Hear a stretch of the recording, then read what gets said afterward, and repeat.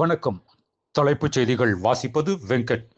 தமிழகத்தில் ஒவ்வொரு வீட்டிலுள்ள வாக்கும் நமக்கானது என்பதை உறுதி செய்யுங்கள். தாவேகா செயல் வீரர்கள் கூட்டத்தில் கட்சியின் தலைவர் விஜய் பேச்சு. தேசிய வாக்காளர் தினத்தை முன்னிட்டு தேர்தலில் வாக்களித்து ஜனநாயக செயல்முறையில் மக்கள் பங்கேற்க வேண்டும். பிரதமர் நரேந்திர மோடி வலியுறுத்தல். 8 கட்சிகள் கூட்டணி 10 கட்சிகள் கூட்டணியை முறியடிக்கும் சக்தி விஜய்க்கு மட்டும்தான் உண்டு.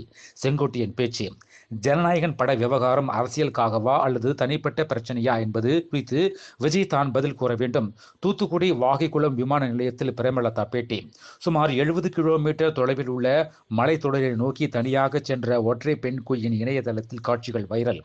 சென்னை ஆழ்வார்பேட்டையில் மக்கள் நீதி மய்யம் கட்சியின் நிர்வாக குழு மற்றும் செயற்குழு கூட்டம் கட்சியின் தலைவர் கமலஹாசன் தலைமையில் நடைபெற்றது.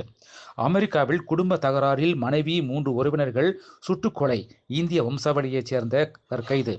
தாவேகாவில் இணைந்தார் முன்னாள் அமைச்சர் கூபா கிருஷ்ணன்.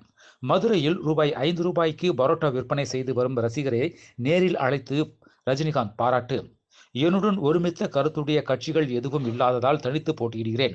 நாம் தமிழர் கட்சி நிர்வாகிகள் கலந்தாய்வு கூட்டத்தில் சீமான் பேச்சு.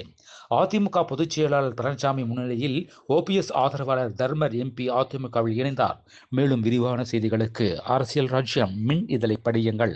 நன்றி, வணக்கம்.